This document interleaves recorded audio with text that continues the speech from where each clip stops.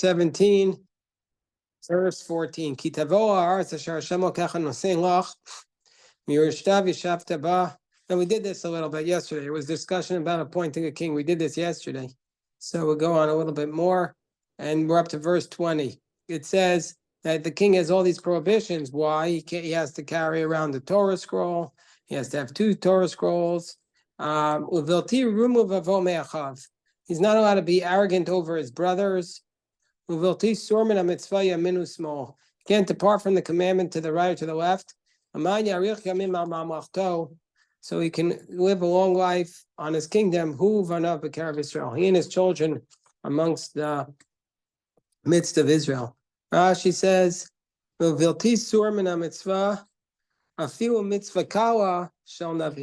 even a relatively light commandment of a prophet. So that's another idea. So that he will prolong years. So if he doesn't do this, if he's arrogant, he won't have a long life. And so too we find by Saul. That Samuel said to Saul, 7 days you shall wait until I come to you. To offer olah offerings. And it says, Vayochel Shavat Yamim. He waited 7 days, but he did not keep his promise, Mishmor Kol Hayom, to wait the whole day. Speak, and he did not finish to offer the offering at Shabbat Shmuel. So all Saul did was not wait for Shmuel to come. And Shmuel said that for this reason you lost the commandment. So we see that all he did was not wait. As a result of this, he lost the kingdom and was punished. Because of a minor commandment, because of a minor commandment of the prophets, he was punished. This is interesting. Sometimes you see let's say you have a political figure like a president. Well, they just do a minor violation. Comes to mind is when there was one of the most powerful figures in the Senate. When I came to Washington, was a man who was a senator from Alaska named Ted Stevens. Literally one of the most powerful figures. And he lost his seat. He had to resign because they got him as taking a chair, accepting a chair from a constituent. A chair. The man lost all of what he worked his life for accepting a chair. And so the point is, on the one hand, it's just a chair. On the other hand, it's just, the point is that if you are, hello Dan, good afternoon. On the other hand, if you have a position of great authority, then even a minor problem, even a minor infraction is magnified. Minor infraction is magnified. So that's the idea. So that was what I remembered. So lahavdil, a king is also judged for even a minor infraction. Uvanav. By the way, I see Moshe and Greg here. I want to say it was a big shkoyach to you guys for making such a beautiful minyan this morning. It was really special. And tomorrow, everybody who comes tomorrow afternoon is getting a special swag. You know what the swag is? I got a kippah that says Yeshiva Eli Melech. Big black velvet kippah. Yeshiva Eli Melech. Yeah, it's very nice.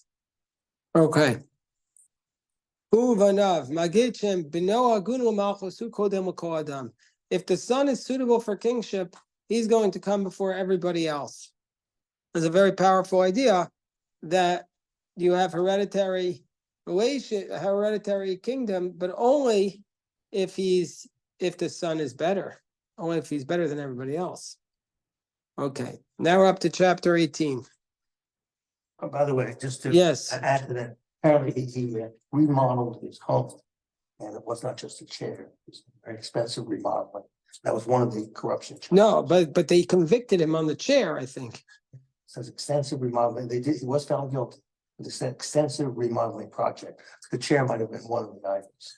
That's what. Maybe Dan remembers it. I think Dan might have been in the government then. I was saying that they brought down one of the most powerful people because he took a chair as a gift, Ted Stevens. Ted Stevens was, of course, wrongfully convicted. That's what I'm saying. He was convicted. Oh, and then they overturned the conviction years later. Different prosecutors withheld evidence. Yeah, then right. He lost the seat. He had to resign, and then they overturned the conviction. The chair was the extensive remodel. Persecution. I mean, remodeling. So you had a contractor come. Is that the point? Yeah, it was a big item. Hey, what the value of the contract was. No, but the government lied. Government. What did they withhold? What did they withhold? Exculpatory evidence. Like what? What was an example of it? What did they withhold is what I want to know. I forgot. I think it was the justification for why he did what he did. Where was Yaakov Roth back then? He would have never let him get convicted. Okay. Exactly the kind of case that Yaakov does. Well, Yela Kohanim Alaviyim Kol Shevet Levi Chelik V'Nachalam Yisrael Ishe Hashem V'Nachato Yochelun. So there shall not be for the Kohanim, the Levites, for the entire tribe of Levi, a portion inheritance with the Jewish people. The fire offerings of Hashem and his inheritance shall they eat. Meaning to say that we're being told right here, the Kohanim and the Levites do not get a portion. They don't get a portion. Says the Rashi, Kol Shevet Levi, Bain Tamimin, Bain Balin Mumin. Hey, Kobe. Good to see you.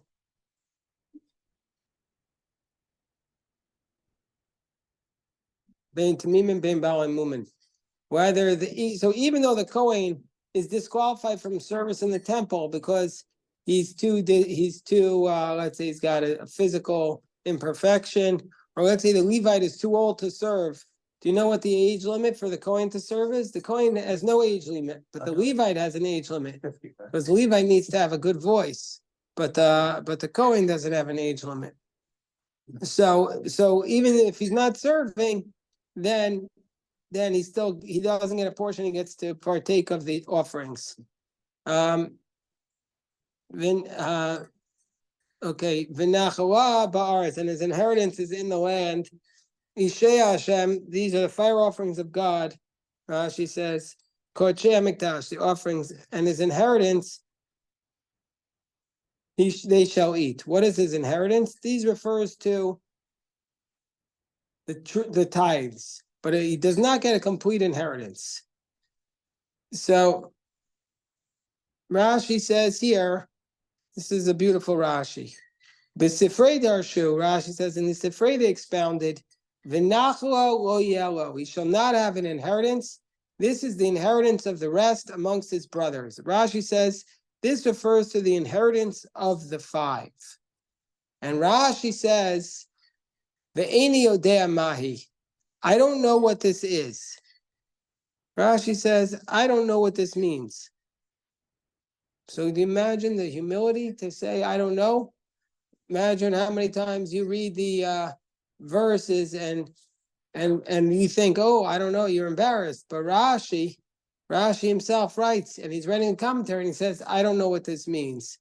But then he says, venerally, it appears to me that the land of Canaan, which lies on the other side of the Jordan, is called the land of the five nations. And the land of Sichon and Og is the land of the two nations. That's the Amorites and the Canaanites are the inheritance of the rest. This comes to include the Canaanites, Kenizzites, and Kadmonites. And then after he wrote this, Rashi, it says in the commentary, subsequently it was found in the words of Rabbi Kolonimus. Who was Rabbi Kolonimus? This refers to Rav Kolonimus ben Shapsai, who was born in Rome and emigrated to Worms in 1064. Rashi was born in 1040, so he would have been 24 years old.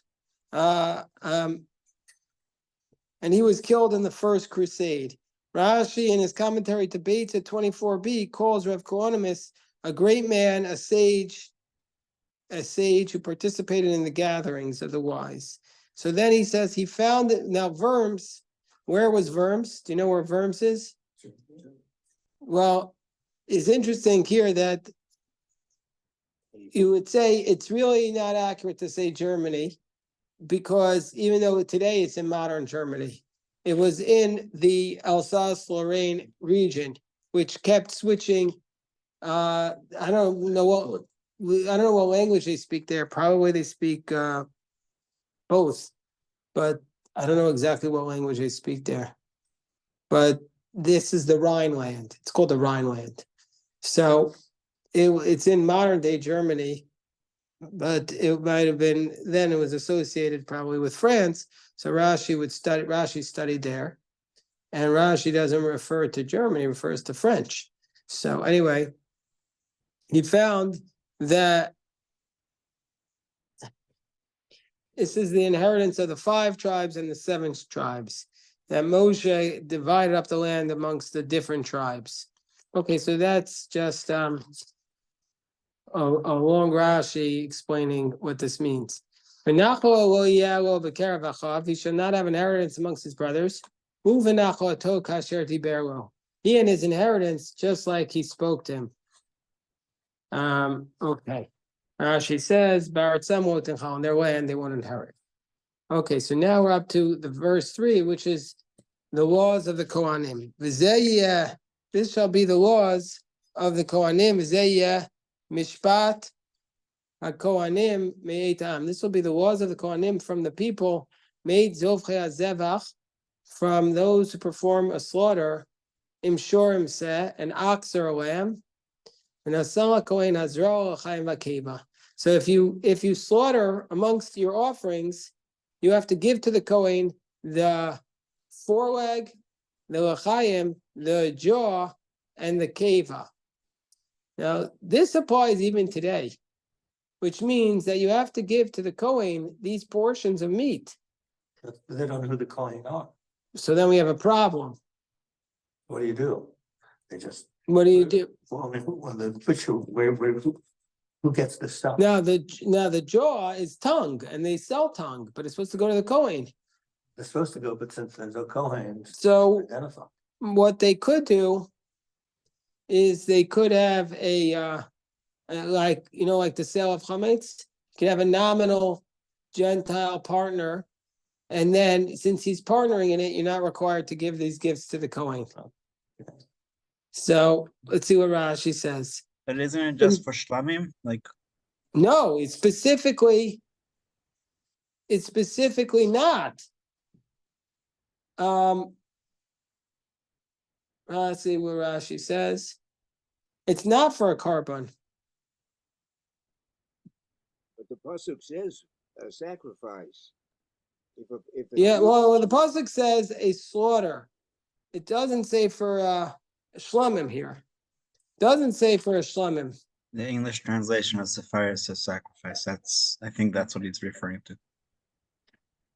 So I see what you're saying. It says made zofchei hazevach. Well, do you see the Rabbi Yosef? Can you call up on this mitzvah, the Sefer Achinuch? We'll see what the Sefer Achinuch says. Halacha. Look at the halacha.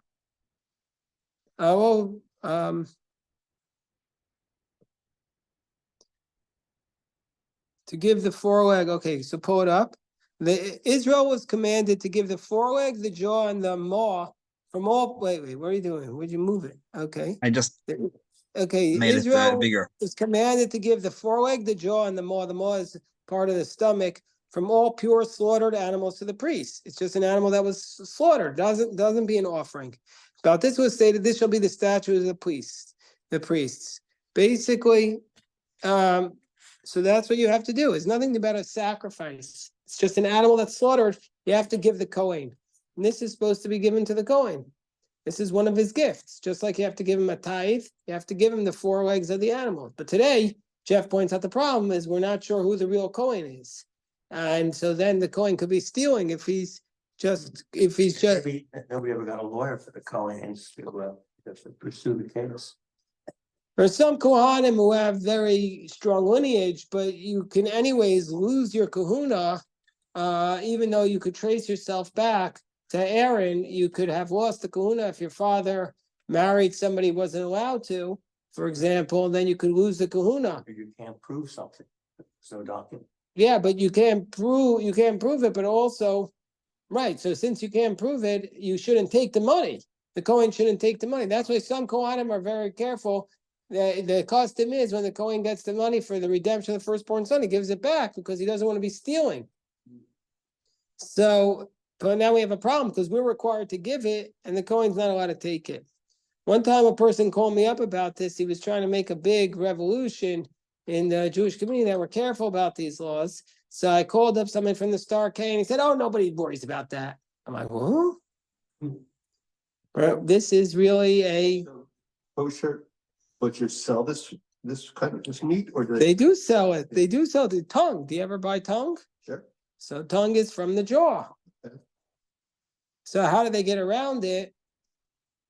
It's it's not as severe as if you have a sacrificial meat, but it is a real issue that should be addressed.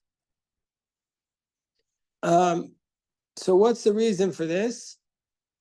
So Rashi quotes here.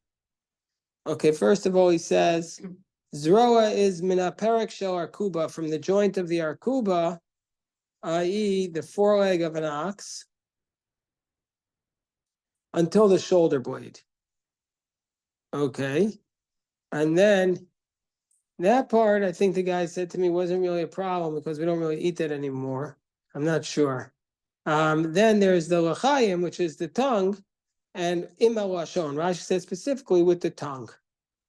So the jaw alone is a little value, so the Torah is obviously giving the Kohen something more, so it refers to the tongue. You guys still eat tongue? Is that something you eat, Kobe? Never? Moshe, do you ever eat the tongue? My mother actually used to say that we should enjoy it now until the Mashiach comes, then we have to give it to the Kohen. Well, you're a Kohen, so you're allowed to get it. Yeah, but No, I don't but think the that she knows Kohen, for sure listen, anyone. but Rabbi Yosef, even in the time of the Kohen, this isn't like the truma, which you can only eat if you're a Kohen. Anybody can eat this as long as the Kohen gives it to them to eat. So this, Right. even in time of the Mashiach, you could eat it. You just Kohen has to give you his portion. And So the maybe Kohen, that's the thing, that maybe that's what the rabbi from Starkey was saying, that basically the Kohen is mochel because um, the Kohen is allowed I to be mean, mochel, right? No, I mean, if he's a real Kohen. Yeah, so I'm saying, generally speaking, when they slaughter an animal, they just like they don't look for somebody to give the truma, they don't look for somebody to give the Zerah Yeah, but then we shouldn't be able to sell it. But then we should here. Okay, fine. Oh wait. CRC Kosher has an article about this. Is it true here, Rabbi David Cohen? Is it true that every time an animal is shechted, you have to give the tongue to a Kohen? Torah says that from every cow, sheep, or goat, you must give the 3 parts: the muscle on the upper 2 bones of the animal's right forearm, that's the zroa, the l'chaim, the jawbone, and the tongue and the cheeks, and the keva, the 4th stomach. They do not have holiness, and that means that once they're given to a Kohen, anyone can eat it. One reason this is not required is that most slaughterhouses, because these parts must only be given to a Kohen from an animal owned by a Jew. And typically, the Jewish meat purveyor only takes ownership of an animal after it's slaughtered and deemed kosher. So that's what they do. Like I said, they do like some legal loophole. More basic reason is because the common custom is to follow the opinion in the Gemara and Chulin that says it doesn't apply outside of Israel. For this reason, you will find tongue, cheek meat, etc. for sale, and those parts are not required to be given to a Kohen. But they sell tongue in Israel. There are 2 other separations required for meat which do apply outside of Israel. Okay, fine. Basically, so the CRC gets out of it by saying, guess what? You don't have to worry about it, because we're not in Israel. We're not in Israel. But in Israel, what do? Yeah. So in Israel, they have enough rabbis. They probably figured out a solution. All right, let's stop here to daven mincha. Yasher koach. All right, it's still Rosh Chodesh.